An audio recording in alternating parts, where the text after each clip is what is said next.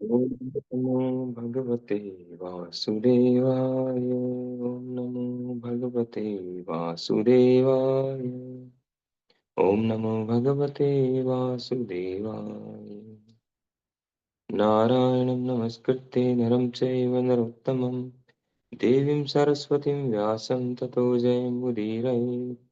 नष्टप्रायेषु भद्रेषु नित्यं भागवत सेवया भगवती उत्तम श्लोके भक्तिर्भवती नैष्ठिकी। श्रीमद् भागवतम स्कंद 1 अध्याय 3 समस्त अवतारों के स्रोत श्री कृष्ण। श्लोक संख्या 43। कृष्णे स्वधामोपगते धर्म ज्ञानादि सह कलो न कलो नष्ट दृशामेश पुराणोर्को अभिनोदित। ये भागवत पुराण सूर्य के समान तेजस्वी है और धर्म ज्ञान आदि के साथ कृष्ण द्वारा अपने धाम चले जाने के बाद ही इसका उदय हुआ। जिन लोगों ने कलयुग में अज्ञान के गहन अंधकार के कारण अपनी दृष्टि खो दी है, उन्हें इस पुराण से प्रकाश प्राप्त होगा। तात्पर्य भगवान श्री कृष्ण का अपना शाश्वत धाम है, जहां वे अपने पार्षदों तथा साथ सामग्री के साथ नित्य भोग करते रहते हैं। उनका नित्य धाम उनकी अंतरंगा शक्ति की अभिव्यक्ति है, जबकि भौतिक संसार उनकी बहिरंगा शक्ति की अभिव्यक्ति है। जब वे भौतिक जगत में आते हैं तो वे अपनी अंतरंगा शक्ति में संपूर्ण साज सामग्री का प्रदर्शन करते हैं, जिसे आत्म माया कहते हैं। भगवद गीता में भगवान कहते हैं कि वे अपनी शक्ति यानी आत्म माया द्वारा नीचे उतरते हैं। अतः उनका रूप, नाम, यश, साध सामग्री, धाम आदि भौतिक सृजन नहीं है। वे पतित जीवों का वे पतित जीवों के उद्धार हेतु तथा धर्म के सिद्धांतों की स्थापना के लिए अवतरित होते हैं, जिनका वे स्वयं प्रदर्शन करते हैं। ईश्वर के अतिरिक्त कोई भी धर्म के सिद्धांतों की स्थापना नहीं कर सकता। या तो वे या उनके द्वारा शक्ति संचारित किया गया सुयोग्य व्यक्ति ही धर्म की संहिता का नियमन कर सकता है। वास्तविक धर्म का अर्थ है ईश्वर को जानना, ईश्वर के साथ अपने संबंध को तथा उनके प्रति अपने कर्तव्य को जानना। और जब ये भौतिक शरीर छूटे तो अपने अंतिम गंतव्य को जान लेना। माया के पाश में बंधे बद्ध जीव बड़ी मुश्किल से जीवन के इन सिद्धांतों को जान पाते हैं। उनमें से अधिकांश अधिकांश पशुओं की तरह खाने सोने, अपनी रक्षा तथा मैथुन में लगे रहते हैं। वे अधिकांशतया धार्मिकता, ज्ञान या मोक्ष के नाम पर इंद्रिय भोग में लगे रहते हैं। इस कलह प्रधान कलयुग में तो और भी अंधे बन चुके हैं। कलयुग में सारी जनता पशुओं का राजसी संस्करण बनी हुई है। उन्हें आध्यात्मिक ज्ञान या देवी धार्मिक जीवन से कोई सरोकार नहीं। वे इतने अंधे हैं कि उन्हें सूक्ष्म मन, बुद्धि या अहंकार के आगे कुछ भी नहीं दिखता। लेकिन वे ज्ञान, विज्ञान तथा भौतिक संपन्नता में प्रगति के प्रति अत्यंत गर्व का अनुभव करते हैं। वे इस शरीर को त्यागने के बाद कुकर या शुकर बनने के लिए भी तैयार हैं, क्योंकि उन्होंने जीवन के चरम लक्ष्य को दृष्टि से ओझल कर रखा है। भगवान श्री कृष्ण कलयुग का प्रारंभ होने से कुछ काल पूर्व हमारे समक्ष प्रकट हुए थे और कलयुग के प्रारंभ होते ही वे अपने दिव्य धाम को वापस चले गए। जब तक वे उपस्थित थे, उन्होंने अपने कार्यकलापों से सब कुछ कर दिखलाया। उन्होंने विशेष रूप से भगवत गीता का प्रवचन किया और धर्म के सारे बनावटी नियमों का निर्मूलन किया। इस भौतिक जगत से अपने प्रयाण के पूर्व उन्होंने नारद के माध्यम से श्री व्यास देव को श्रीमद् भागवत का संदेश संकलित करने का अधिकार प्रदान किया। इस प्रकार भगवत गीता तथा श्रीमद् भागवत, ये दोनों ग्रंथ इस युग के अंधे लोगों के लिए प्रकाश स्तंभ की भांति हैं।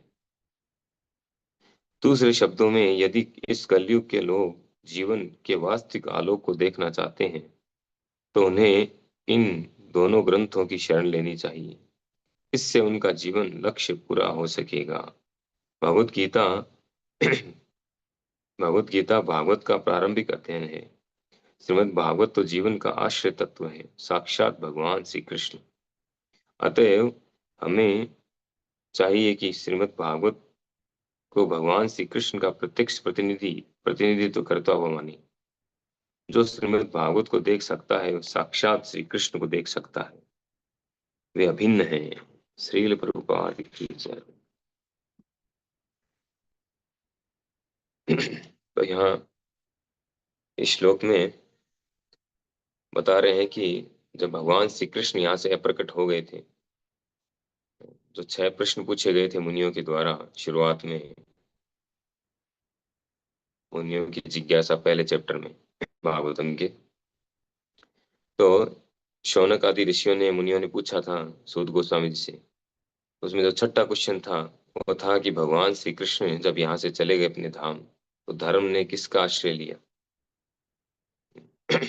ये प्रश्न था उनका।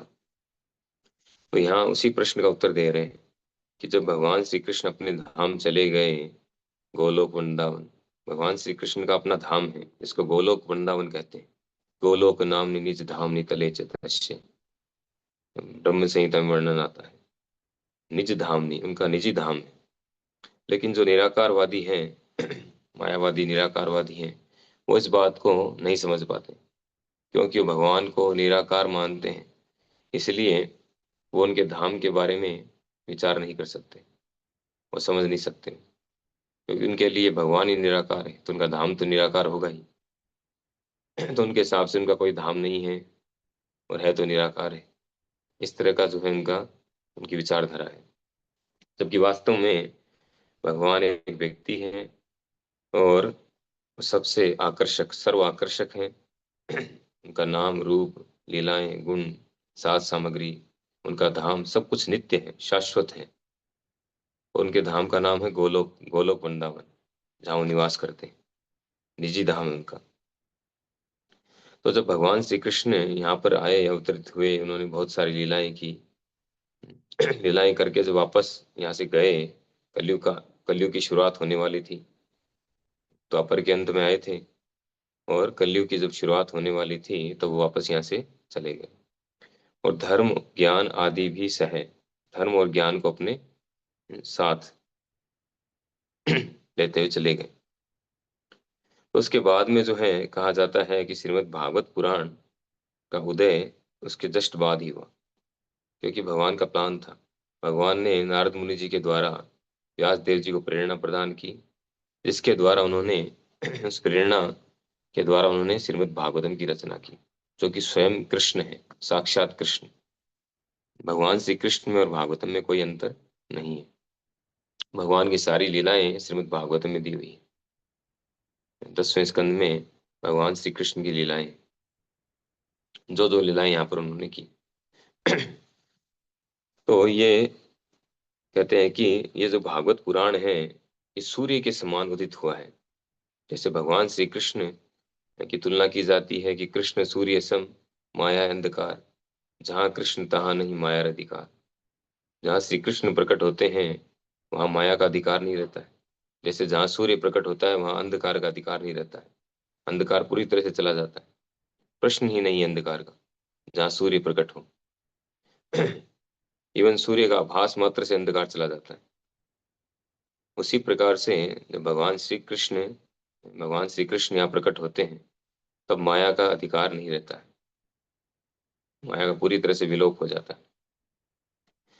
तो उसी प्रकार, जिस प्रकार भगवान श्री कृष्ण के प्रकट होने से माया नहीं रहती, ठीक उसी प्रकार जहाँ श्रीमद् भागवतम की कथा होती है, चर्चा होती है, डिस्कशन होता है, जहाँ श्रीमद् भागवतम विद्यमान रहता है, विराजमान रहता है, वहां पर माया का नामो निशान नहीं रह सकता है।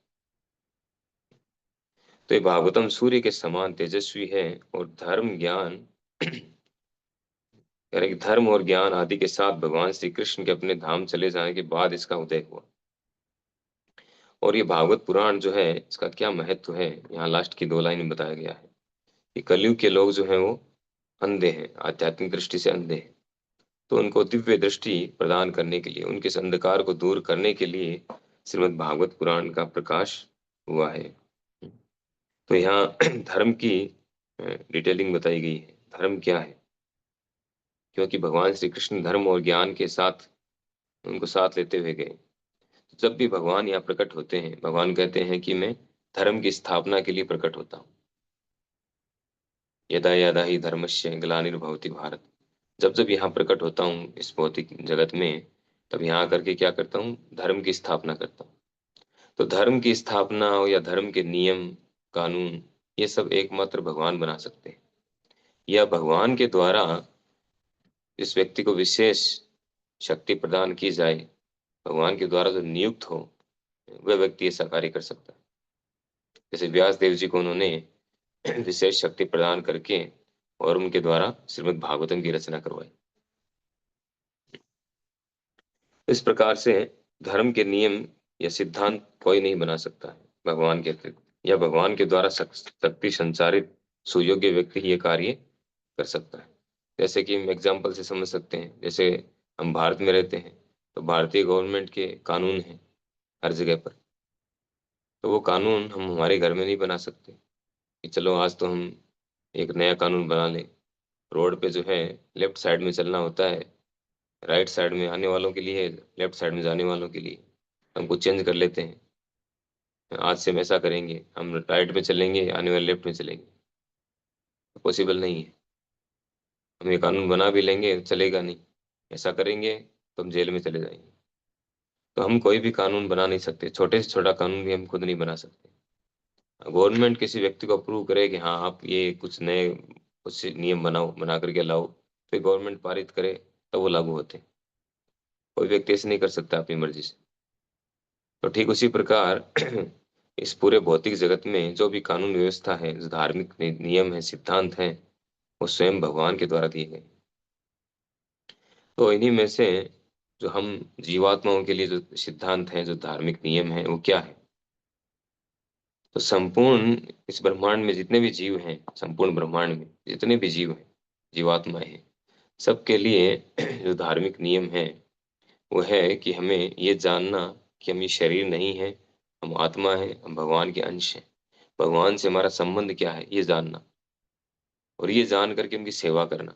संबंध अभिधेय प्रयोजन, ये जानना आवश्यक है। तो हम सभी जीवों का ये कर्तव्य है कि हम ये जाने कि हम कौन हैं, स्वयं के विषय में जाने, और भगवान से हमारा क्या संबंध है, और संबंध के अनुसार हम कार्य करें। इसके लिए हमें जिज्ञासा होनी चाहिए, और जब वो कार्य करेंगे तब हमें हमारे जीवन का लक्ष्य प्राप्त होगा, कृष्ण प्रेम, वो आनंद प्राप्त होगा। सभी जीवात्माएं, हम सभी सुख चाहते हैं, खुशी चाहते हैं, शांति चाहते हैं। सुख जो है वो शरीर का विषय है। हम प्रयास करते हैं अलग अलग तरीकों से सुख प्राप्त करने का। तो सुख मिलता भी है, शरीर को थोड़ा सुख मिलता भी है, लेकिन टेम्परेरी, कुछ कुछ समय के लिए, क्षणिक सुख। और मन को शांति मिलती नहीं, मन हमारा अशांत रहता है। हाँ, कभी हम सोच लेते हैं कि हम तो बहुत कूल हैं, हम तो बहुत शांत हैं। अगर शांत हैं तो फिर और हम बार बार प्रयास क्यों कर रहे हैं सुख प्राप्त करने का। तो वास्तव में हम शांत नहीं है। शांत तब होंगे जब हमें शाश्वत सुख मिलेगा, कंटिन्यूअसली सुख। टेम्पररी सुख मिलेगा जब तक हम शांत कैसे रहेंगे। कुछ क्षण के लिए हम इधर, फिर दुख शुरू हो गया, क्योंकि हमारा मन शांत नहीं है। और आनंद की बात तो भूल जाओ। तो अगर हम इस प्रोसेस को फॉलो करते हैं, भगवान के द्वारा दिए गए नियमों को, जो धार्मिक सिद्धांत हैं हम जीवात्माओं के लिए, जो कर्तव्य है हमारे लिए, उसका हम पालन करें, तो हमें आनंद, शांति, सुख सब मिलेगा एक साथ। जैसे भागवतम में एक एग्जाम्पल देके बताया गया है कि जिस प्रकार भूखे व्यक्ति को, वो भूखा व्यक्ति जैसे जैसे भोजन का एक एक कोर लेता है, एक एक ग्रास लेता है, वैसे वैसे इसको चुस्ती, फुर्ती, संतुष्टि सब मिलता है। सुख भी मिलता है, संतुष्टि मिलती है, और शरीर में एनर्जी मिलती है। उसी प्रकार से भगवान से हमारा संबंध जान करके जब हम भगवान की सेवा करेंगे, तब हमें आनंद भी मिलेगा, शांति मिलेगी और सुख भी मिलेगा। तीनों एक साथ मिलेगा। अलग से कोई प्रयास करने की आवश्यकता नहीं। तो हमारा कर्तव्य है। तो ये कैसे होगा, ये प्रोसेस कैसे हो सकता है। तो सबसे पहले हम अगर हमारे बारे में जानना चाहते हैं हम कौन हैं, तो हमें एक ऐसे व्यक्ति को खोजना होगा इनको प्रामाणिक गुरु कहते हैं, या प्रामाणिक गुरु शिष्य परंपरा में। तो उन प्रामाणिक गुरु के द्वारा हम जान सकते हैं कि हम कौन है। वो हमें हमारा वास्तविक जो परिचय है वो बताएंगे। जीवे स्वरूप है नित्य कृष्णदास, कि हम श्री कृष्ण के नित्य दास हैं, ये परिचय वो हमें बताएंगे। फिर उसके अनुसार हमें आगे वो गाइड करेंगे, हमें कैसे करना क्या है, आगे भगवान से हमारा क्या संबंध है, उसके अनुसार हमारा क्या कर्तव्य है। ये सब हमें गाइड करेंगे।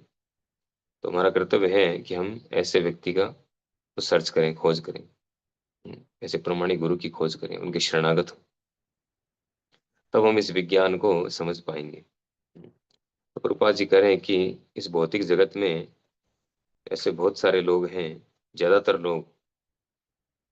लोग जो हैं वो जीवन के इन सिद्धांतों को नहीं जान पाते कि मैं कौन हूँ, भगवान से मेरा क्या संबंध है और मेरी ड्यूटी क्या है, ये नहीं समझ पाते। और तो भौतिक स्तर पर जो रिलेशन है, भौतिक संबंध है हमारे एक दूसरों से, परिवार में, समाज में, उसी को धर्म मानते हैं, उसी के अनुसार कार्य करने को धर्म मानते हैं। बस यही धर्म है। परिवार पालन धर्म है, परिवार की सेवा धर्म है, समाज की सेवा धर्म है। इसी को सबसे बड़ा मानते हैं, उनको पता ही नहीं। और उनमें से कह रहे उनमें से अधिकांशतः पशुओं की तरह आहार निद्रा भय में थूम, बस इन चार को ही प्रमोट करते हैं, चार में लगे हैं, इन्हीं को प्रमोट करते हैं, इंद्रिय भोग में लगे रहते हैं। तो इसलिए ऐसे लोगों को अंधा कहा गया है। कलयुग के ऐसे लोगों को अंधा कहा गया है। और कह रहे हैं कि कुछ जो है वो ज्ञान, इसमें से कुछ लोग जो है आध्यात्मिक ज्ञान ही देवी धार्मिक, यानी ज्ञान का दिखावा करते हैं या धार्मिक होने का दिखावा भी करते हैं, यद्यपि उनको धार्मिक जीवन से कोई सरोकार नहीं है, आध्यात्मिक ज्ञान से कोई सरोकार नहीं है, लेकिन ऐसा लगता है कि ये भी धार्मिक है, लेकिन वास्तव में भी धार्मिक नहीं होते। क्योंकि उन सब के द्वारा उनका लक्ष्य क्या है? अधिकांशतया धार्मिकता ज्ञान या मोक्ष के नाम पर इंद्रिय भोग में लगे रहते हैं। वो उन सब के द्वारा भी इंद्रिय तृप्ति प्राप्त करना चाहते हैं, भौतिक सुख प्राप्त करना चाहते हैं। ये लक्ष्य बना करके कुछ धार्मिक नियमों का पालन करते हैं, यानी कर्म कांड का पालन करते हैं, या उनसे जो थोड़ा ऊपर है वो ज्ञान योग का पालन करते हैं, इसके द्वारा वो उन सारे लफड़ों से मुक्त होकर के और निराकार ब्रह्म में लीन हो जाए। या और जो है वो योग का पालन करते हैं, अष्टांग योग का पालन करके और अष्ट सिद्धियां प्राप्त कर ले। तो अंतोगत्वा उनका लक्ष्य है इंद्रिय तृप्ति, इंद्रिय भोग प्राप्त करना। तो इसलिए ऐसे व्यक्ति जो हैं उनको आध्यात्मिक दृष्टि से अंधा कहा गया है। तो उनको इस श्रीमद् भागवतम के द्वारा दिव्य दृष्टि प्रदान की गई है। अगर वो भागवतम का आश्रय लें तो उनको दिव्य दृष्टि मिलेगी, जिसके द्वारा वास्तविकता को जान पाएंगे। प्रभुपाद जी अंत में बताते हैं कि श्रीमद् भगवत गीता और श्रीमद् भागवतम ये दोनों बहुत ही महत्वपूर्ण है, क्योंकि स्वयं भगवान श्री कृष्ण ने आकर के उस श्रीमद् भगवत गीता का उपदेश दिया, जिसमें सारे धार्मिक सिद्धांत हैं। हम सब जीवात्माओं के लिए सारे निर्देश दिए गए हैं, हमें क्या करना है क्या नहीं करना है, डूज एंड डोंट, सब कुछ। और श्रीमद् भागवतम जो है वो भगवान की लीलाओं का वर्णन है, भगवान ने आकर के क्या क्या किया, कैसे किया, उनके भक्तों ने क्या किया, हमें कैसे उनसे सीखना चाहिए, कैसे हम भक्ति करें, ये सब कुछ सारी जानकारी जो है ये श्रीमद् भागवतम में है। तो कह रहे हैं कि ये दोनों जो हैं ये कलयुग के अंधे लोगों के लिए प्रकाश स्तंभ की तरह है।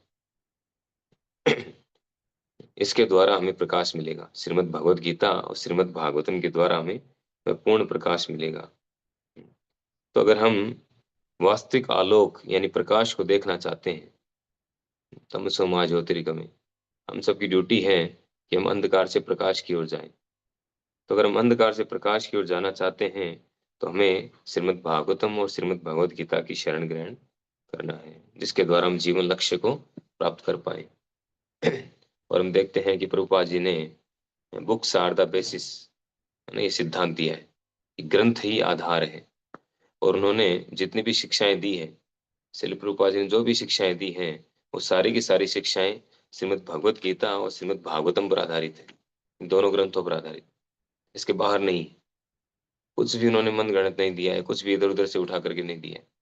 पूरा 100% जो है वो श्रीमद् भागवत गीता और भागवतम से दिया है, जो कि भगवान के द्वारा प्रदत्त है। वास्तव में अगर हम जीवन में सफलता चाहते हैं, आनंद, शांति, सुख सब कुछ चाहते हैं, तो हमें इस श्रीमद् भागवतम का आश्रय लेना चाहिए, भगवत गीता का आश्रय लेना चाहिए। अंत में कहते हैं कि श्रीमद् भागवत तो जीवन का आश्रय तत्व है, साक्षात भगवान श्री कृष्ण है। भगवान का आश्रय लेना यानी श्रीमद् भागवतम का आश्रय लेना एक ही है, कोई अंतर नहीं। कह रहे हैं कि हमें चाहिए कि श्रीमद् भागवत को भगवान श्री कृष्ण का प्रत्यक्ष प्रतिनिधित्व करता हुआ माने। भगवान श्री कृष्ण का प्रत्यक्ष प्रतिनिधित्व करता है श्रीमद् भागवतम। और जो श्रीमद् भागवतम को देख सकते हैं, श्रीमद् भागवत को देख सकते हैं, वे साक्षात श्री कृष्ण को देख सकते हैं। रूपा जी ने कहा है कि जो व्यक्ति वास्तव में जो श्रीमद् भागवत पढ़ते हैं, वो भागवतम के प्रत्येक पेज पर भगवान का दर्शन करेंगे। तो हमें तो योग्यता नहीं है, लेकिन हम प्रमाणिक गुरु के निर्देशन में जैसे जैसे पढ़ेंगे, भागवतम पढ़ेंगे, वैसे वैसे हम वो योग्यता अर्जित कर पाएंगे। तो हम सबको श्रीमद् भागवतम का आश्रय लेना चाहिए। हरे कृष्णा। श्रील प्रभुपाद की जय। श्रीमद् भागवत महापुराण की जय।